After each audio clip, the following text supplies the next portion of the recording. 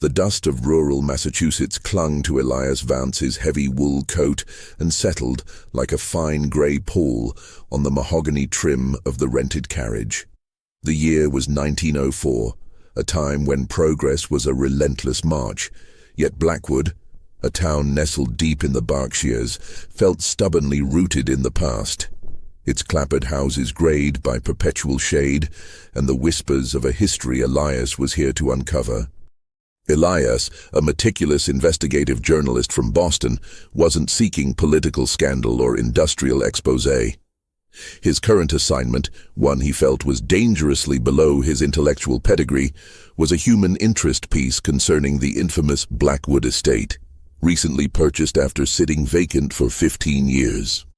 The new owner, a wealthy reclusive oil magnate from Philadelphia named Silas Albright, had commissioned Elias's paper to write a glowing feature about the estate's grand restoration to ease the local superstitions surrounding the property. He stepped onto the gravel drive, the crunch echoing unnaturally loud in the damp, silent air. The estate itself was a monument to Gothic excess. Dark grey stone, sharply pitched roofs, and a proliferation of shadowed bay windows that seemed to stare rather than simply look. A pervasive chill, deeper than the autumn weather warranted, seemed to emanate from the house itself. "Mr. Vance, I presume," a sharp, dry voice announced. Silas Albright was waiting at the massive oak door, a tall, gaunt man whose impeccably tailored suit did little to disguise a nervous tension in his posture. He had the perpetually worried eyes of someone holding a secret, just out of sight. "Mr. Albright, thank you for the generous hospitality," Elias said, offering a practiced, professional smile. Albright simply nodded, his gaze darting toward the woods bordering the estate. "It's a grand house, Mr. Vance, but a stubborn one, full of history. My history." He paused, a strange emphasis on the last two words. "I trust your paper will reflect the expense and care I've taken to clean its reputation." The inside of the mansion was a cavern of shadows and polished wood. The air was heavy, smelling faintly of old varnish, dust, and something sharper, like ozone after a brief electric storm. Albright led Elias into the main foyer, a vast space dominated by a winding staircase and a colossal, framed tin-type portrait hanging directly across from the entrance. "The original owners, the Thorns," Albright murmured, catching Elias's fascinated stare. "It was the first thing I saw when I bought the place. I decided to keep it, a centerpiece." The portrait was large, almost life-sized, capturing a wedding ceremony. The groom, a handsome, stiff-backed man named Arthur Thorne, stood proudly, but his eyes, captured in the brittle, silver-plated image, held a disconcerting emptiness. It was the bride, however, who arrested Elias's attention. Eleanor Thorne. She was beautiful, her expression a fragile mask of composure. Yet there was an unmistakable shadow in her eyes, not of fear exactly, but a terrible, profound melancholy.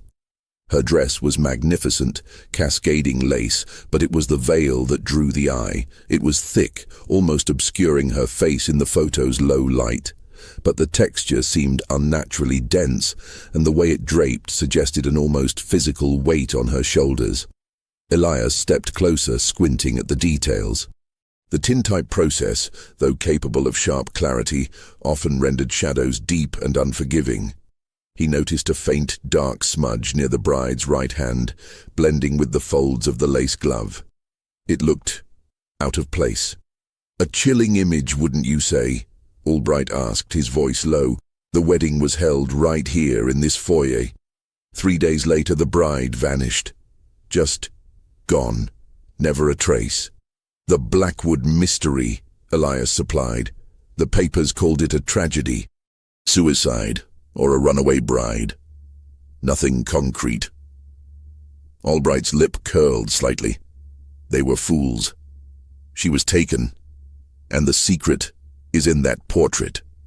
He tapped a finger against the thick glass over the frame, directly on the bride's veiled head. "I feel it.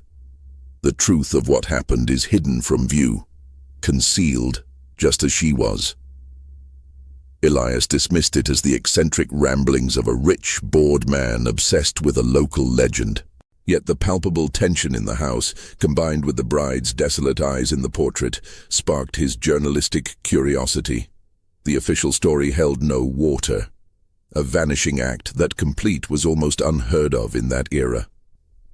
"Mr. Albright, you mentioned history," Elias said, turning away from the chilling gaze of the bride. "As a journalist, I need evidence, documentation. Do you have any records from the Thorne family? Letters, diaries, even invoices?" Albright looked surprised, then a wry smile touched his lips. "I have something better, Mr. Vance.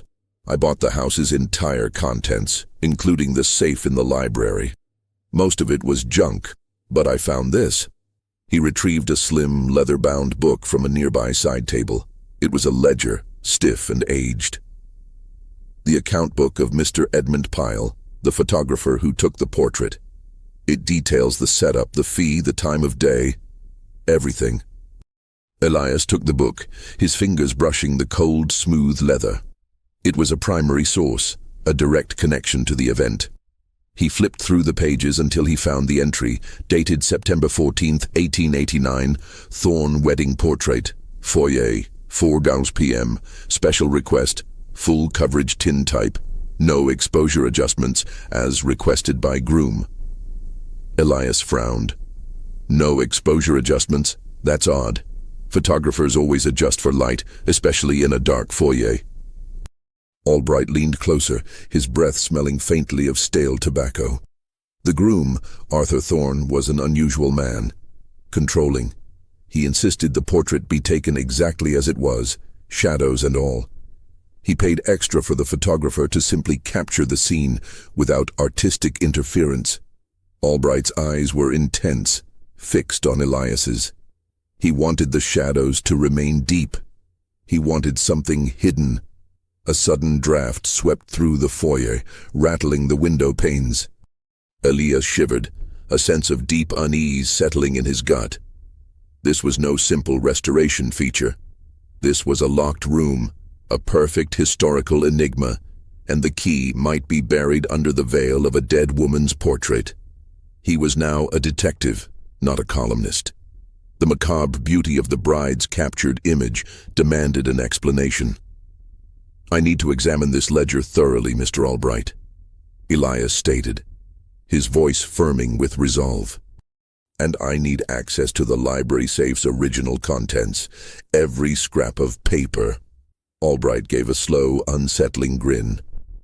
"The house wants you to find the truth, Mr. Vance, and so do I.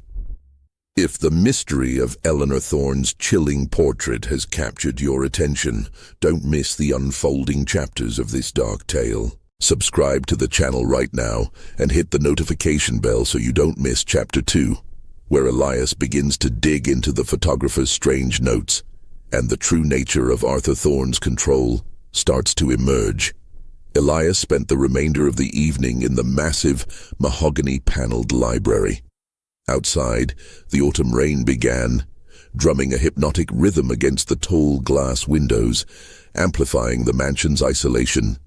Albright had provided him with the photographer's ledger and the contents of the safe, mostly legal documents, dusty bank receipts, and several thick bundles of letters, all tied with faded silk ribbon. The ledger of Edmund Pyle was Elias's immediate focus. He found more detailed notes adjacent to the 1889 entry for the Thorne wedding. Pyle had clearly been a meticulous, if slightly frustrated craftsman. Saturn 14th, Thorne Commission. Groom, Mr. A. Thorne, is an aggravating personality. Refused standard lighting setup. Insisted on only one oil lamp near the south wall and natural light from the single foyer window. Lighting balance is atrocious. Bride, Mrs. E. Thorne, seemed distraught, though she maintained composure. Her eyes, unnerving sadness. The veil is unusually heavy velvet lace. Mr. Thorne insisted on the veil being positioned to maximize shadow over the face. Said it was symbolic of the solemnity of commitment. Nonsense. It obscures the subject. I recorded the shot exactly as he demanded, for the extraordinary fee, and against my professional judgment. I suspect the resulting tintype will be dark, unforgiving, and will conceal more than it reveals. Elias reread the final sentence. Conceal more than it reveals. Pyle knew the limitations of the technology and the environment. The deep shadows, the very thing Arthur Thorne insisted upon, would render certain details near invisible, especially within the folds of the thick, dark lace veil. He turned his attention back to the portrait, which was visible from the library doorway. The smudge on Eleanor's right hand. He realized it was precisely where the photographer's single oil lamp would have cast a weak, direct beam of light before the heavy shadows took over. That small, slightly lighter area must be the only place where a minute detail could have been preserved. Elias began sifting through the Thorne family letters. Most were mundane correspondence about finances and social calls. However, tucked inside a heavy legal brief, he found a small, unbound stack of pages, Eleanor Thorne's personal diary fragments. They were written in a hurried, almost frantic script, dated just weeks before the wedding. August 20th, 1889. Arthur's temper grows worse. He sees the world as his property, and me as the most prized object in his collection. He told me today that my independence is a frivolity, and that once we are married, my life will be complete only in serving his name. The dread is a physical weight now. It feels like my throat is constantly closing. September 1st, 1889. The wedding lace arrived. It is not the light silk I chose. Arthur returned it and commissioned this terrible, thick velvet lace. It is beautiful, yes, but so heavy. When I put it on, I felt smothered. He called it the shroud of the past, saying it will cover all my former indiscretions. What indiscretions? Only thinking for myself, I suppose. September 12th, 1889. Only 2 days until the ceremony. Arthur is giving me a gift. He says it is a permanent symbol of his love and devotion. I am terrified. He watches me constantly. I cannot even look out the window without his silent, cold gaze following me. If only I could speak to someone, but he has cut off all my correspondence. I feel like a prisoner in my own home, even before the vows are spoken. The fragments stopped there, 2 days before the wedding. The wedding portrait was taken on September 14th. 3 days later, Eleanor vanished. Elias now had context for her desolate expression. She was not a reluctant bride. She was a prisoner entering a psychological cage. The key, Elias realized, was not the disappearance itself, but the image and Arthur's strange stipulations. Why insist on such a dark, obscuring photograph? Arthur wanted to capture his prize, but he also wanted to hide something specific within the shadows. Elias knew he needed a clearer view of the tintype, beyond what the naked eye could see through the old glass. He sought out Silas Albright, who was in the dining room, reading stock reports. "Mr. Albright, I need to remove the tintype from the wall and examine it under magnification, specifically the area of the bride's right hand and the heavy veil." Albright looked up, his face devoid of emotion. "You've found something in Pyle's notes." "I've found proof that Arthur Thorne went to extreme lengths to manipulate the photograph's shadows. The darkness is deliberate, designed to hide a small detail, possibly something Eleanor was holding or wearing that day. A gift, perhaps, that she mentioned in her diary." Albright slowly folded his newspaper. "I've never had the portrait taken down. Locals believe it's cursed.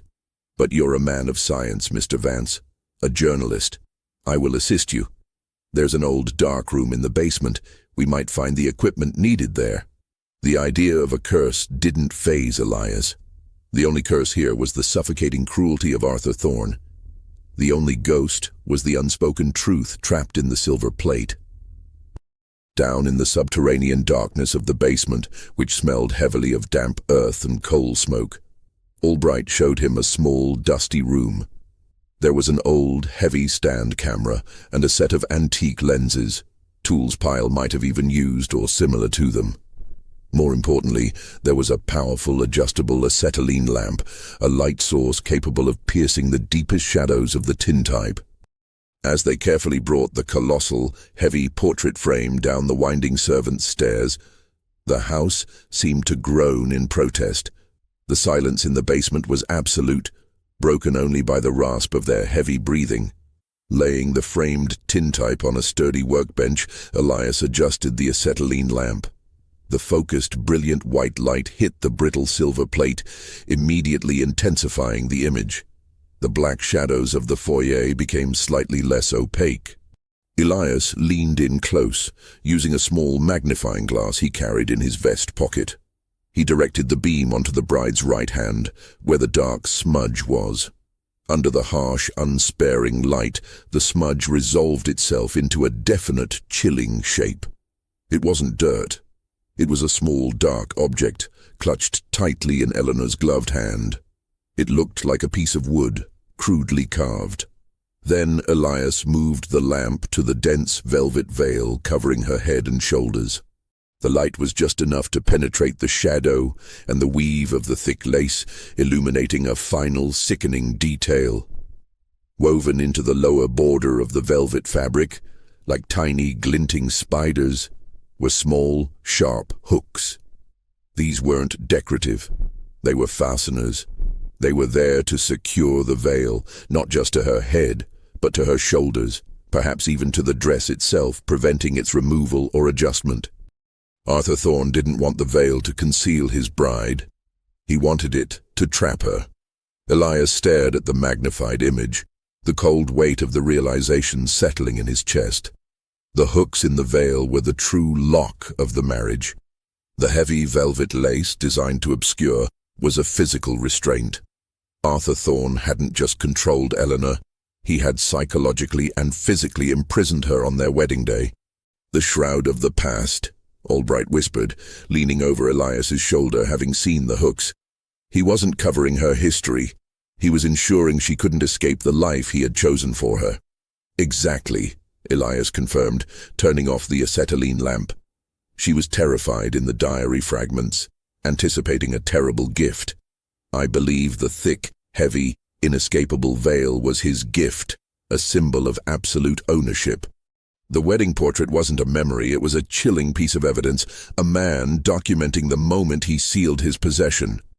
But what about the dark object in her hand? Elias pointed to the magnified smudge. This is the final piece, a small, crude object. Not jewelry, not a flower. It looks like a small key or perhaps a piece of wood. Albright ran a hand over his tired face. We need to go back to the library, the safe.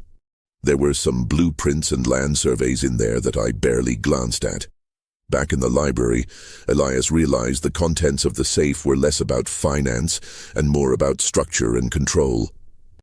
The documents included a meticulously detailed survey of the estate's boundaries, detailed architectural drawings of the original house, and most importantly, several pages of handwritten personal specifications for the house's interior modifications ordered by Arthur Thorne in 1888, the year before his wedding.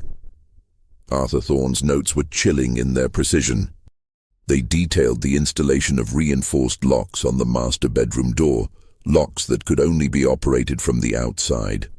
More disturbing was the description of the windows in Eleanor's private sitting room.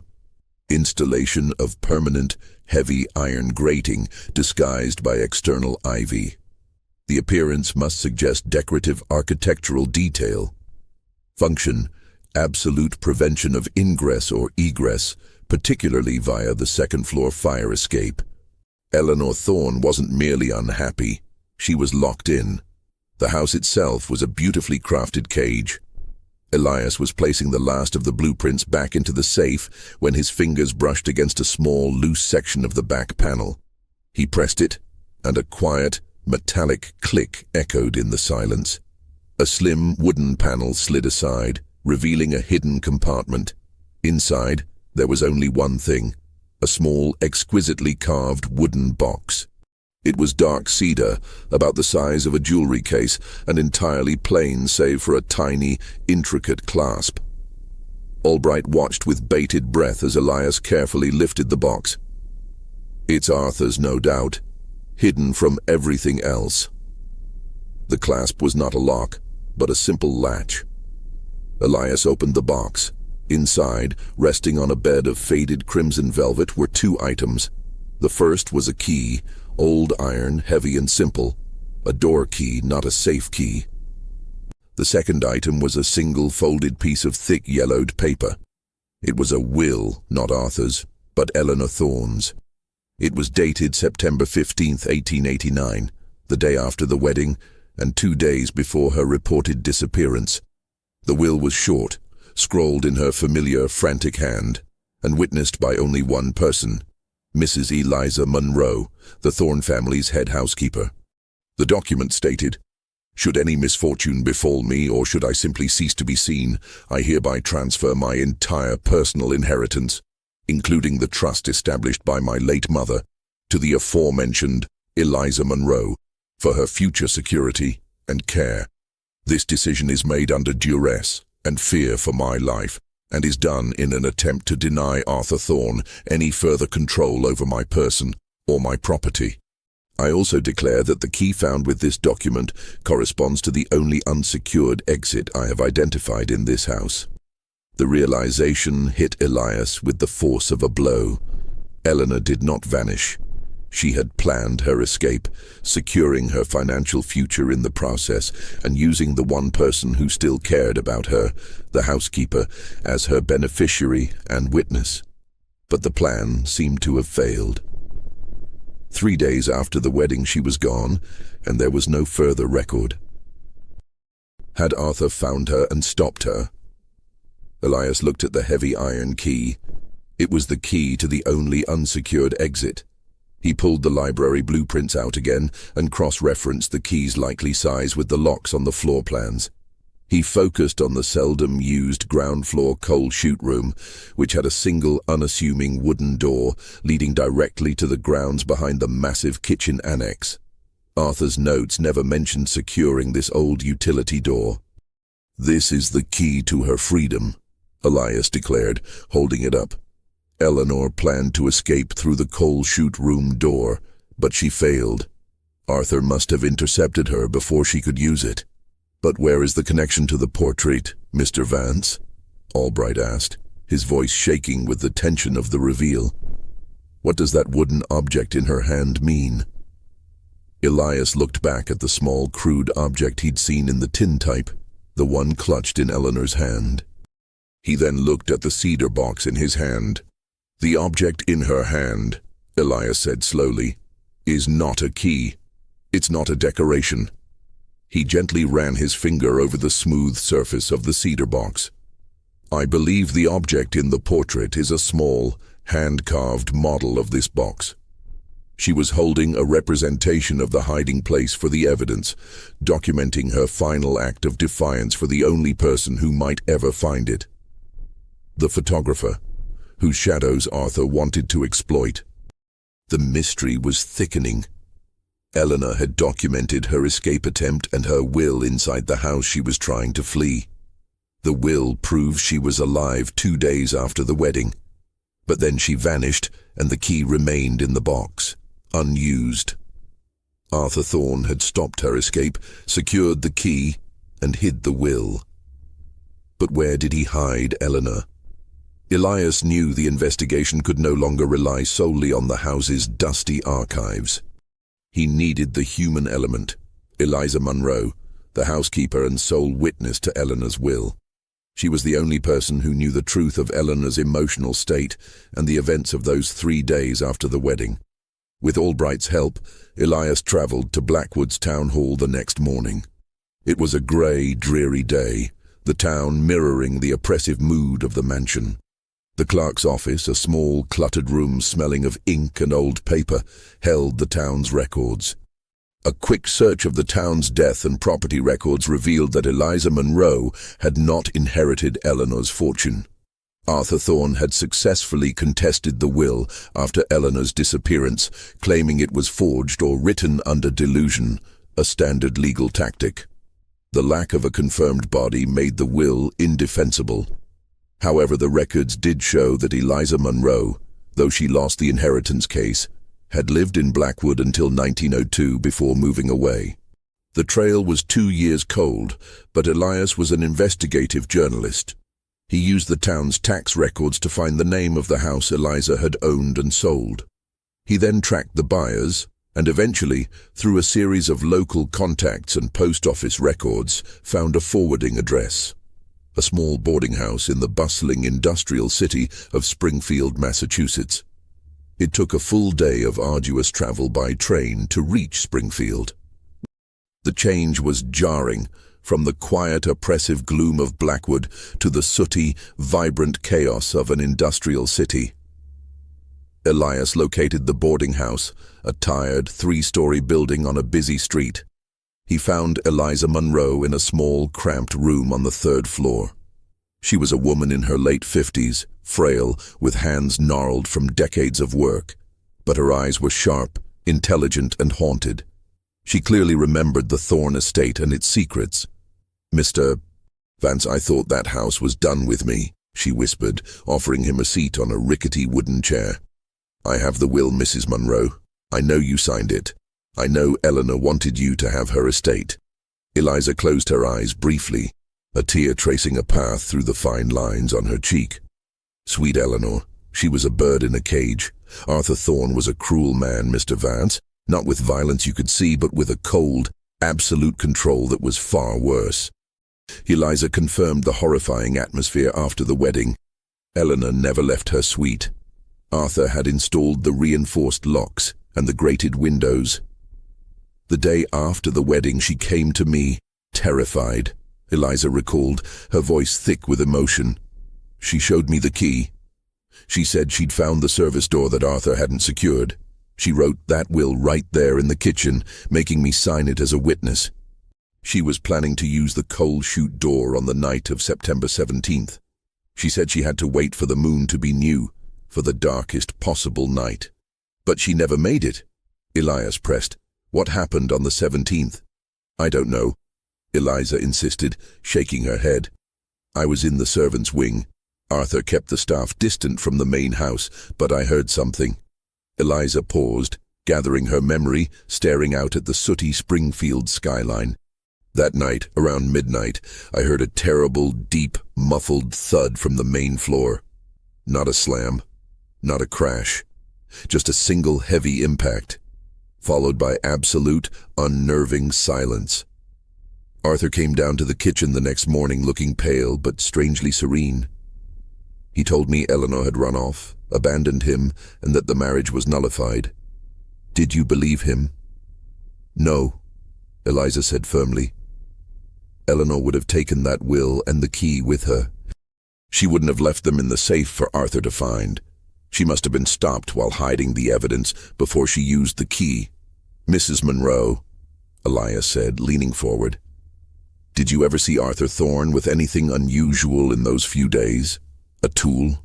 A bag? Anything he was hiding? Eliza wrung her hands. Yes. The day after the disappearance, Arthur had one of the servants nail a heavy piece of new, dark mahogany paneling over a section of the wall in the north hallway, near the library. He claimed it was to cover damaged plaster. It was the only repair he did immediately after she vanished. This was a major revelation, a hurried, unauthorized construction that day. But the most unsettling thing, Eliza then revealed, was something she didn't see. The morning of the wedding, Eliza whispered, her eyes wide with lingering terror. I helped Eleanor dress. She was distraught. She was holding a small piece of wood, something she'd whittled herself. A small, crude bird. She said she was holding on to it for strength. Elias realized that the object in the portrait was not the box model. The smudge on the tintype was the small carved bird. It was a symbol of her attempted flight.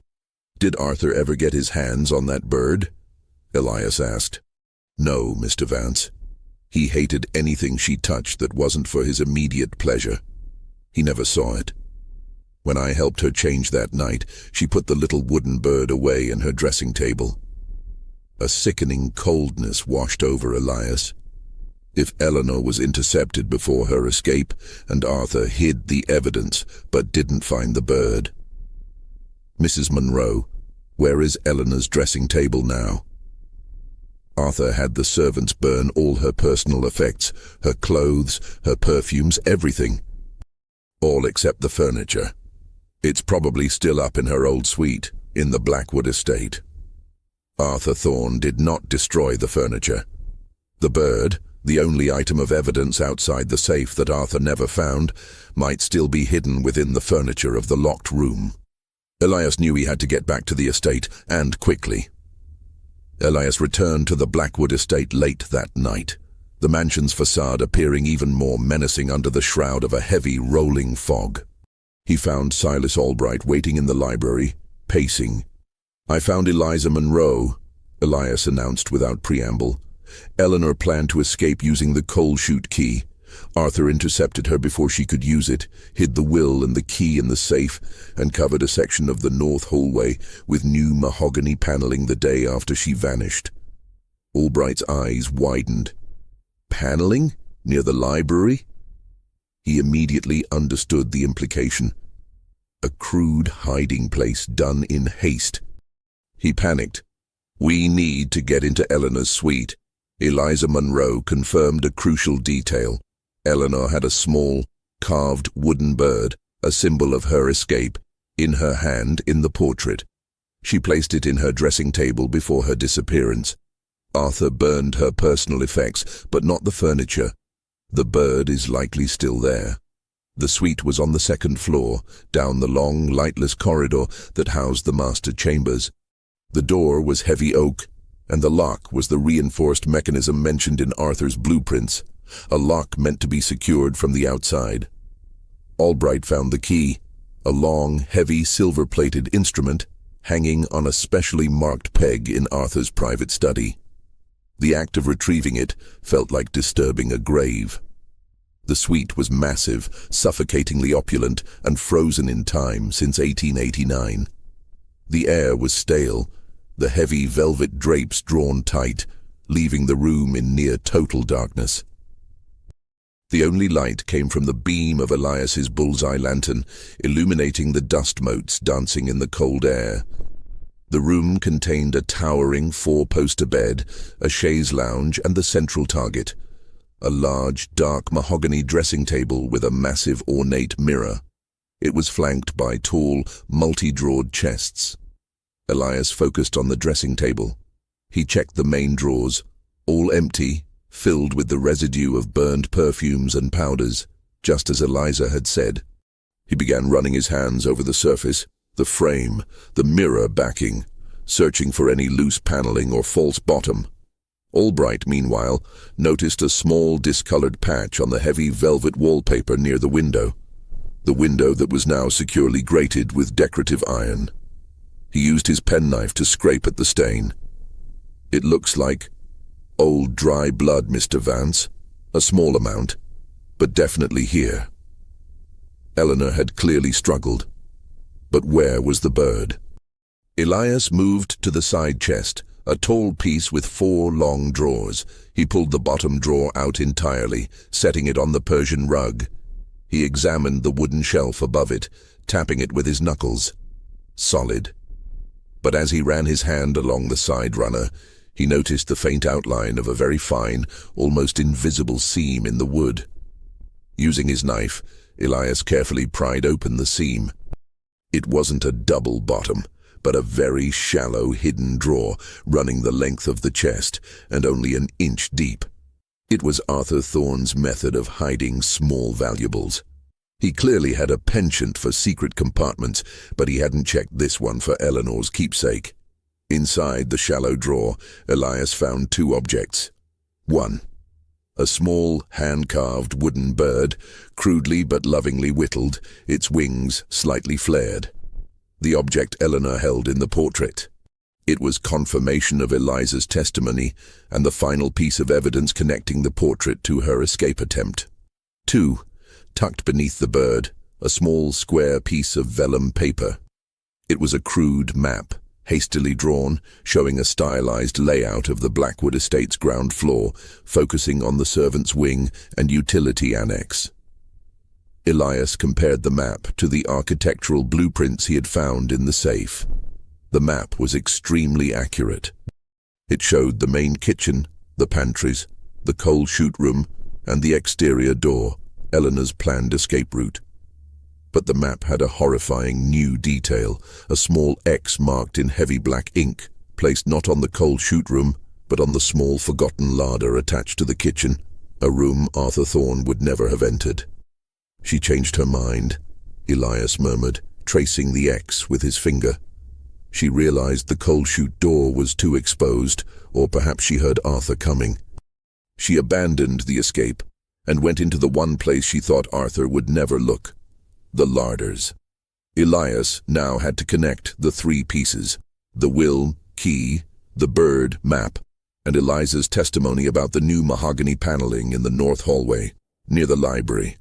The paneling was the crude, hasty hiding place Arthur created the day after her disappearance.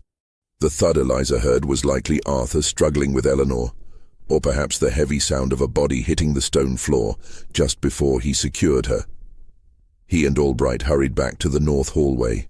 The paneled section was distinct. The wood was slightly darker, less aged than the surrounding wainscoting. The will was hidden in the safe, Elias reasoned. The bird and map were hidden in the dressing table. This paneling is the 3rd final hiding place.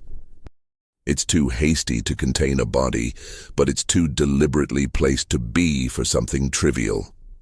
They carefully levered the panel away.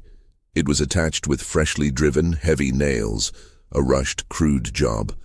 When the panel came off, it revealed a shallow, empty recess in the plaster, just wide enough for a small, thin object. The recess was empty, but the plaster on the floor of the space was lightly stained with a fine, dark soot and a scatter of charred material. "Arthur hid something here, all right," Albright said, his voice grim. "Something he didn't want anyone to ever see. He destroyed the final evidence," Elias concluded. "Whatever was in this recess, he removed it before you purchased the house, Mr. Albright, or he took it with him when he finally moved out. But why go to the trouble of building a secret panel for something he later removed?" The answer was simple. Arthur Thorne was a man of cold, deliberate control. He created the panel to hold a piece of evidence he needed to keep hidden at the time. Evidence so damning he couldn't even risk putting it in the safe before he had a chance to permanently destroy it later. The soot and charred material suggested the item was paper or fabric. What object did Arthur Thorne need to hide and then destroy after Eleanor's disappearance? The marriage certificate? An incriminating letter? The missing piece of the puzzle lay in the place Eleanor marked with the X on her final desperate map. The kitchen larder. The kitchen annex was vast and cold, dominated by a massive, soot-stained cast-iron stove. The air was heavy with the ghosts of forgotten meals and the chill of disuse. The floor was made of heavy, smooth flagstone. Following Eleanor's map, Elias located the larder door, tucked away in the deepest, darkest corner of the kitchen, adjacent to the spice cabinet. It was a simple, sturdy wooden door, secured only by a basic turn latch. Arthur Thorne had clearly ignored this humble utility space. Elias pulled the latch and entered. The air inside was several degrees colder than the kitchen, smelling of dried herbs and cool stone. The larder was tiny, no more than 6 feet by 6 feet, lined with simple wooden shelving that held rows of empty canning jars and faded burlap sacks. Elias focused on the floor, which was covered in thick, coarse wood planks, not the flagstone of the kitchen. This was the spot marked with an X on Eleanor's final map. She had deliberately chosen the larder because of its secluded location and its wooden floor, a floor that could be easily lifted. He checked the edges of the plank floor, running his hands over the joints. They were not tightly joined. Years of drying wood had created small, almost imperceptible gaps.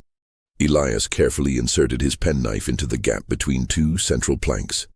With a tense effort, he began to pry. The wood groaned, the sound deafening in the silence of the old house. Slowly, a large rectangular section of the wooden floor, a makeshift trapdoor, came loose. Beneath the planks there was not a dirt crawl space, but a small, dry, earthen cavity, a perfectly concealed compartment lined with old sackcloth. It was dark, silent, and felt intensely cold, as though the warmth of the outside world had never touched it. Elias shone his bullseye lantern down into the space. It was not empty. He saw two objects. The first was a small, heavy wooden tool, shaped like a primitive club or a length of dowel rod, but its surface was slick and dark, clearly stained. The second object, tucked beside the wooden tool, was a piece of cloth, a large, heavy section of lace, thick and dark, identical in pattern and texture to the lace used in Eleanor Thorne's wedding veil. This piece of lace had been crumpled, almost savagely, and it was stiff not with age but with something darker. Elias gently lifted the piece of fabric out. Under the lantern's unforgiving light, he saw the dark stiffness of the material was due to a heavy saturation of dried blood. The section of lace had been ripped from the rest of the veil, probably during a struggle, and it showed the clear pattern of the velvet lace. And then he saw the final, sickening detail on the lace. Near a torn edge, there were several small, dark clots of hair, a woman's brown hair tangled in the lace fibers. Eleanor Thorne had made it to her hiding spot. She had removed the key from the box and the bird from the drawer, planning her escape. But Arthur had found her, and she had been brutally subdued, likely right here, at the threshold of her freedom. The thud Eliza heard was her collapse. Elias looked at the heavy, stained wooden tool. He gently touched the slick surface. It was the weapon, a makeshift club used by Arthur Thorne to stop his wife's flight. Albright, who had followed Elias, stared at the bloodied lace. He hit her. He knocked her unconscious, maybe killed her right here in the larder. Then he hid the weapon and the evidence of the struggle before carrying her out. "He didn't need a gun or a knife, Mr. Albright," Elias said, his voice quiet, heavy with disgust. "He needed silence, a blunt trauma weapon. He had the opportunity while the servants were asleep in the separate wing." Elias then remembered the dark, hastily paneled recess in the north hallway where he had found the soot and charred material. "The paneling," Elias stated. "Arthur used the recess in the north hallway to hide something that night, something he removed and destroyed later. It wasn't the weapon. It was too big. It wasn't the lace. He hid that here. He must have hidden something taken from her, something that would identify her and incriminate him. The portrait, the will, the key, the bird, the lace. All pieces of evidence connected to Eleanor's identity and escape plan. The missing piece of evidence had to be something that Arthur couldn't immediately destroy, something the servants might see. Suddenly, a thought struck Elias. He looked back at the lace. It was ripped. The veil itself was dense, heavy, and obscured her face. "The thing he hid in the panel, Mr. Albright," Elias whispered, "was the wedding ring." Arthur Thorne had been so meticulous, so controlling, that he knew if he disposed of the body, the one thing that proved Eleanor Thorne was dead, and legally his would be the ring on her finger. He wanted to claim she ran away, abandoning her possessions and his name, but if he had to subdue her, he couldn't risk leaving the ring. He took it off, hid it in the panel for a few days until the town quieted down, and then, before leaving the house, he removed the ring and likely sold it or dropped it into the deepest part of the lake. The mystery of Eleanor's disappearance was now fully revealed. She was murdered by her husband during her desperate attempt to flee. But the most crucial question remained unanswered, the one that Arthur Thorne had successfully concealed for 15 years. Where was the body? The larder proved she died here. The house proved Arthur was the killer. The portrait proved his intention. He couldn't have carried her far, Mr. Albright, Elias reasoned. It was midnight, and he was alone. The carriage houses and barns were too obvious. He had to hide her inside the property line, somewhere permanent, somewhere that matched his cold, controlled temperament. Elias looked back at the architectural blueprints and the detailed land surveys found in the safe. Arthur Thorne was a man who planned everything. His secret was contained within the very structure of the estate. Elias spread the architectural blueprints of the Blackwood estate on the library table once more. He needed to think like Arthur Thorne. Cold, meticulous, and focused on permanence.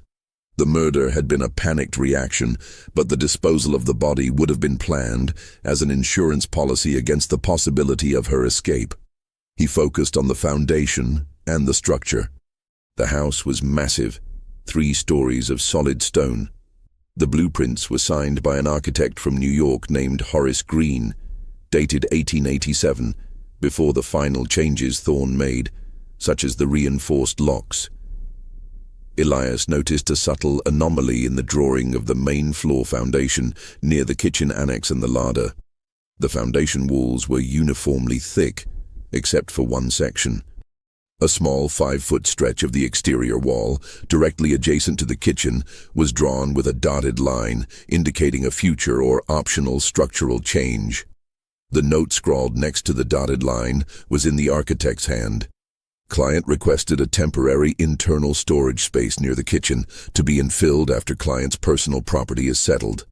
Client specifies standard stone and mortar infill. Arthur Thorne had ordered a small temporary structural cavity to be built into the foundation of his own house during its construction. Elias placed the map Eleanor had drawn, with its X in the larder, next to the blueprint. The larder was an internal room, and the dotted line on the foundation, the temporary storage space, was directly against the exterior wall of the larder. He didn't just plan the murder, Elias said, his voice barely a whisper. He planned the grave before the wedding even happened. The cavity, according to the blueprints, was 5 feet long, 3 feet deep, and wide enough to conceal a body in the fetal position or in a shroud. Arthur Thorne told the architect he needed it for personal property storage during the move-in process. The truth was far more sinister. Elias grabbed a crowbar and an iron lamp. "We're going outside, Mr. Albright. The foundation wall, near the kitchen annex. We need to find the section that was infilled." They stepped out into the chilly night air. The exterior of the Blackwood estate was covered in thick, dark ivy that had grown wild over the decades.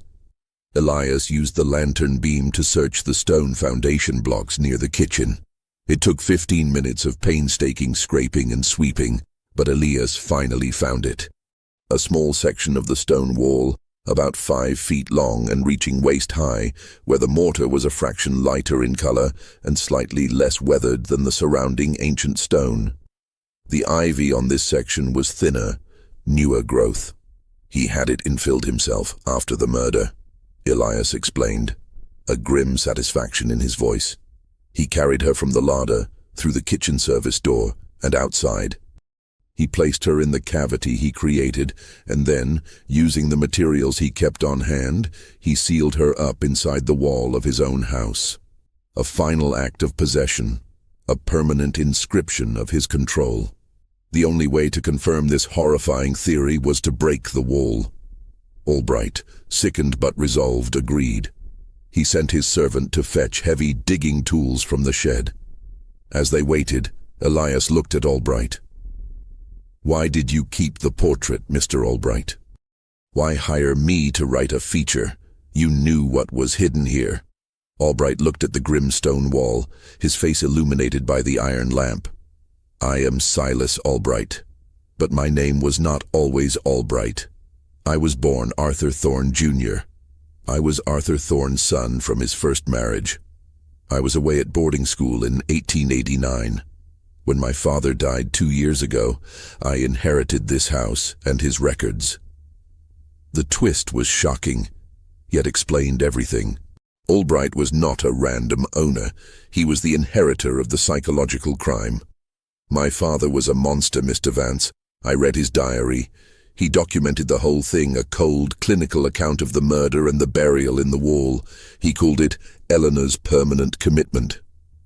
Albright revealed that his father had removed the wedding ring from the north hallway panel recess before selling the house's contents, taking the final piece of physical evidence with him. He explained that his father kept the portrait hanging because it was his final, cold triumph. I bought the house back because the crime, the portrait, and the truth were all mine to inherit, Albright confessed. I hired you, a journalist, because I couldn't bear to look at her in the foyer anymore. I wanted the truth to be exposed, for her soul to be free. But I needed an outsider, a credible, objective voice to do it. You were my instrument. The servant returned with a sledgehammer. The rain started again, a cold, relentless downpour. Albright took the sledgehammer. This is not restoration, Mr. Vance. This is justice. He raised the hammer and brought it down hard against the infilled section of the foundation wall. The sound of stone cracking echoed across the silent, dreary grounds. The chilling truth is moments from being unearthed. If this psychological horror and mystery have held you captive, please subscribe to the channel and leave a like on this video. Your support helps us tell the rest of Eleanor's story and bring justice to the darkest corners of history. Now let's unseal the final horrifying secret in chapter. The repeated, dull, heavy impact of the sledgehammer against the stone wall was the only sound in the suffocating silence of the night, save for the driving rain. Silas Albright worked with a grim, methodical intensity, motivated by years of inherited guilt and the desire to finally free the ghost of his stepmother, Eleanor. Elias stood back, shining the acetylene lamp on the impact zone.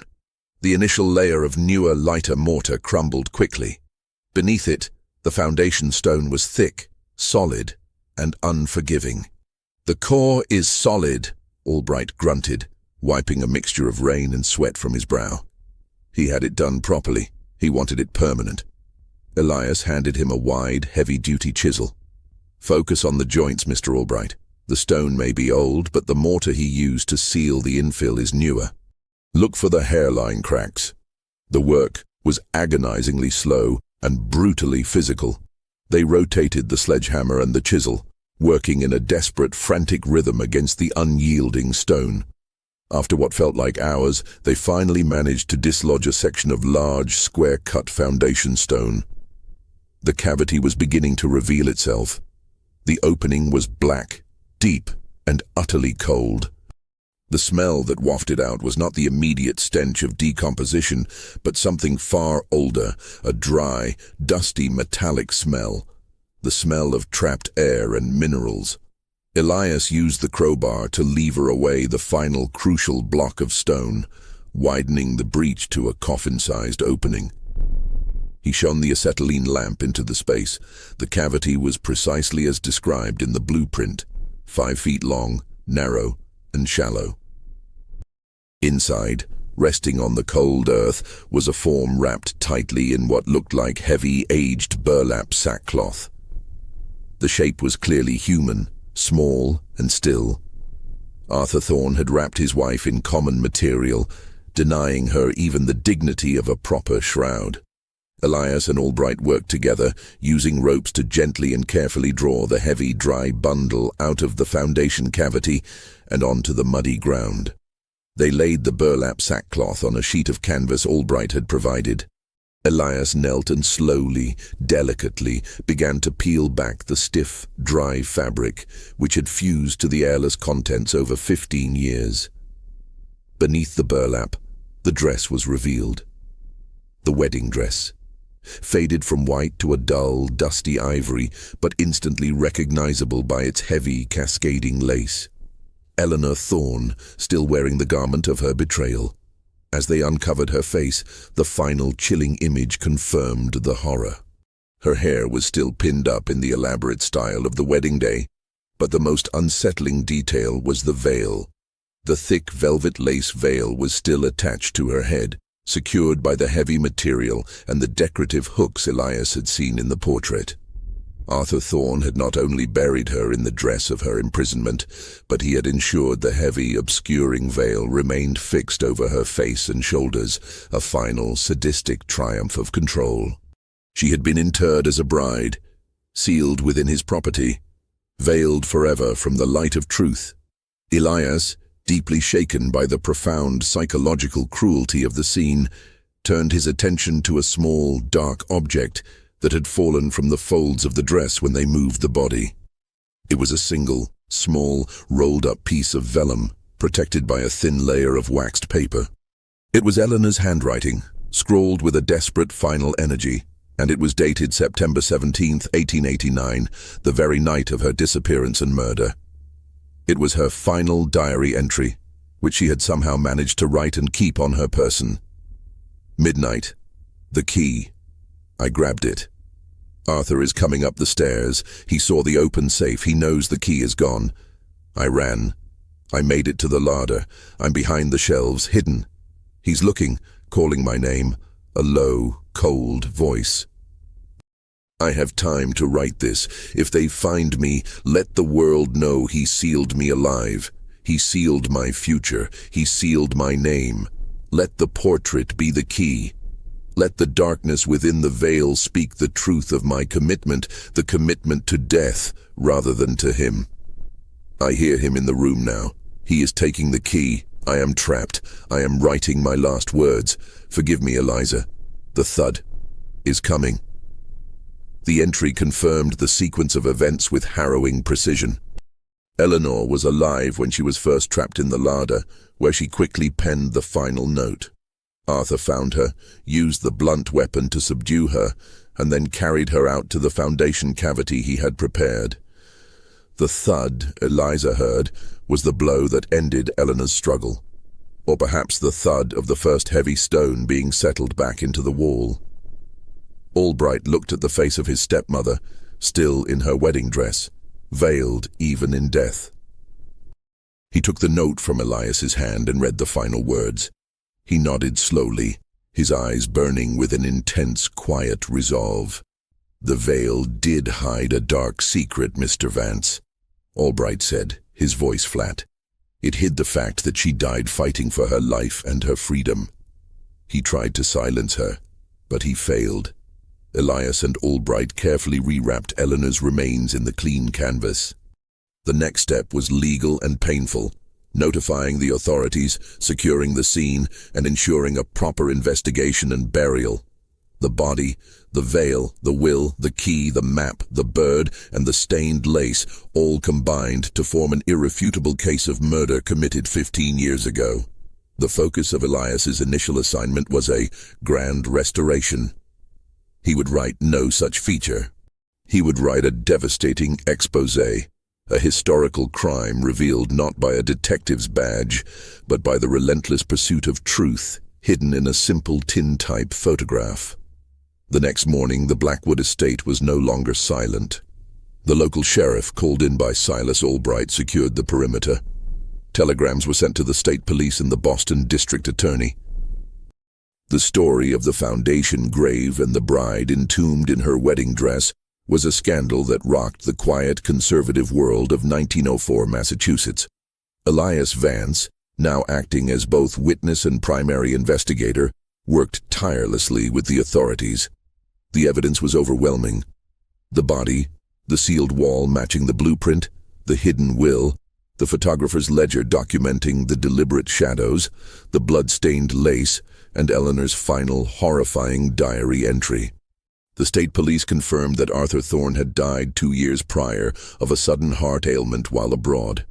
He had escaped earthly justice, but the truth, as Elias had promised, would be inescapable. Elias penned his article with a ferocious intensity. It was not merely a report. It was a psychological condemnation, focusing on the sheer methodical cruelty of Arthur Thorne, the planning of the grave, the manipulation of the photograph, the installation of the locks, and the final sadistic choice to bury her in the very garments that symbolized his control. He titled the piece, "The Unveiling of Eleanor Thorne, a Portrait of Psychological Terror and the Foundation Grave of 1889. The story dominated the front pages of Boston, New York, and Philadelphia papers for weeks. The public reaction was a mixture of revulsion and fascination. Arthur Thorne, long dead, was stripped of his respectable facade and exposed as a cold-blooded domestic tyrant. The Blackwood mystery was solved, not as a runaway bride, but as a murder foretold by the heavy shadows of a wedding portrait. The legal battle that followed centered on Eleanor's estate. With the body found and the murder confirmed, the probate court could officially nullify Arthur Thorne's successful contestation of the will. Eleanor's final wishes were legally upheld. Eliza Monroe, the former housekeeper living in a cramped room in Springfield, was located by the state's executor and formally granted the inheritance left to her by Eleanor Thorne. The money, a substantial sum from Eleanor's mother's trust, provided Eliza with the security and comfort she had long deserved. Elias met with Eliza again in Springfield, not as a journalist but as a friend. "Eleanor achieved her victory after all, Mrs. Monroe," Elias said over tea. "She denied him her fortune, and she made sure the one person who stood by her was secure. Your testimony saved her final legacy." Eliza looked serene, a peace that had been absent from her eyes finally settling in. "She always had a strong heart, Mr. Vance. It was Arthur who tried to break it. I can finally sleep knowing she is at rest and that the world knows the truth of his cruelty." Silas Albright, having fulfilled his grim duty, faced his own future. He was left with the notorious estate and the indelible stain of his father's name. Elias met him at the mansion one final time. It was a clear, crisp afternoon, the first sunny day since Elias's arrival. "The authorities have finished their examination, Mr. Vance," Albright stated, standing in the bright foyer. "They are preparing to release the property to me. What will you do with it, Mr. Albright?" Albright looked at the empty space on the wall where the macabre tintype portrait once hung. The portrait had been taken away as evidence. "I won't sell it, Mr. Vance. No one else should have to inherit this house's memory. I'm donating it to the city of Blackwood with one stipulation, that it be demolished. Every stone, every inch of that hateful foundation. I want to see the stone of her grave turned to dust." He looked at Elias, a haunted expression on his face. "And the spot where the house stood? I will commission a simple, beautiful garden open to the public. And in the center, a small, discreet stone marker dedicated to Eleanor Thorne and the strength of her enduring spirit." It was a final, fitting act of repudiation against his father's cruelty and a quiet tribute to the woman who died trying to be free. As for the portrait itself, it was not destroyed. The State Historical Society argued successfully that the tintype was the ultimate piece of criminal evidence and a unique historical record of psychological abuse. It was placed in the archives, sealed and protected, but never to be displayed in public. The public did not need to see the shadows of the past. They had the words of Elias Vance's article, a journalistic monument to a woman's quiet struggle against a man's absolute control. Elias packed his bags. The Blackwood estate mystery was solved, not with a burst of violence, but with the cold, calculated unveiling of a historical truth. The entire dark narrative was contained within the shadow of a heavy, concealing veil, a perfect reflection of a psychological cage. He left Blackwood, leaving behind the ruins of a dark history and the promise of a peaceful garden. The story would live on, not as a ghost story, but as a terrifying true account of human cruelty and the power of small details, a crude bird, a forgotten key, a dark smudge, to bring an invisible crime into the light. 6 months after the demolition, Elias Vance made a final unannounced visit to Blackwood. The towering Gothic mansion was gone. In its place, where the stone foundations once lay, was a vast open field of cleared earth. Construction crews were already laying the groundwork for the future public garden. Elias walked to the precise location of the north wall where the body had been discovered. The ground was freshly turned, but the area felt cleaner, less oppressive. The silence was no longer the heavy, trapped silence of a murder house, but the quiet of peace. He found Silas Albright overseeing the delivery of saplings and landscaping plans. Albright looked much better, the nervous tension gone, replaced by the steady resolve of a man who had finally settled a long-standing debt. "The work is moving quickly, Mr. Vance," Albright said, shaking his hand. "Soon there will be nothing left of Arthur Thorne's memory but the official record you created." "It's a beautiful act of contrition, Mr. Albright," Elias replied, looking at the peaceful scene. As they walked the grounds, Albright casually pointed toward a far corner of the property, near the overgrown woods, a spot Elias hadn't paid much attention to during the investigation. "There is one final loose end," Albright admitted, his voice low and confidential. "One thing my father did that I couldn't undo." Albright led Elias to a small, dilapidated stone utility shed nestled near the woods, well outside the main house's foundation. It was the shed where the servants kept the heavy tools and where Albright had retrieved the sledgehammer. After the investigation, the police sealed the house, but they didn't touch the outer utility structures, Albright explained. "I finally had a chance to clean this out last week. I found this, tucked high on a beam." Albright reached onto a high, dusty beam and retrieved a small wrapped bundle. It was a package wrapped in heavy, waterproof oilcloth, tied with thin, strong twine. It had been there, undisturbed, since 1889. Elias took the package. It felt small, dense, and solid. He carefully cut the twine and peeled back the oilcloth. Inside was a simple, old-fashioned tin box with a hinged lid. Elias opened it. The box was lined with velvet, and inside lay a single object, Eleanor Thorne's wedding ring. A heavy, plain gold band, dulled by time, but undeniably the ring.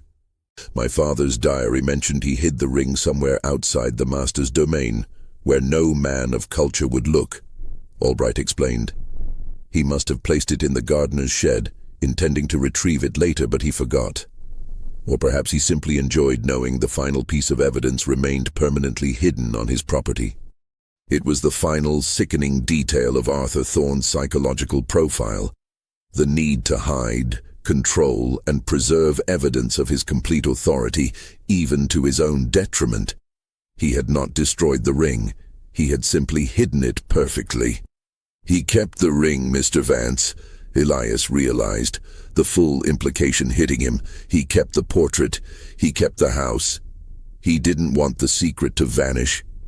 He wanted to control its revelation. He created a locked, complex historical puzzle, designed to forever whisper his power. Elias looked at the gold band in the tin box. The one piece of evidence Arthur Thorne had physically hidden himself, proving Eleanor was not a runaway, but a married victim of murder. Albright nodded. "The ring is yours, Mr. Vance. It's the final piece of evidence, the final loose thread. What will you do with it?" Elias closed the tin box, the sound of the lid snapping shut final and definite. "I will add this detail to the historical record, Mr. Albright," Elias said. "The world will know the full extent of his cruelty. Then I will deliver this ring to Eliza Monroe. She was Eleanor's last friend, her last hope. She will decide where its final rest should be." Elias left the Blackwood estate for the last time. The chilling memory of the murder, the suffocating presence of the portrait, and the horror of the foundation grave were now resolved. He had come to write a feature on a restored house, and he was leaving with the story of a crime solved by a journalist, a historian, and a man seeking to redeem his family's name. The horrible story of the macabre wedding portrait was finally complete. The shadows of the veil had been lifted, and the dark psychological secret Arthur Thorne tried to bury forever was finally exposed to the blinding light of truth.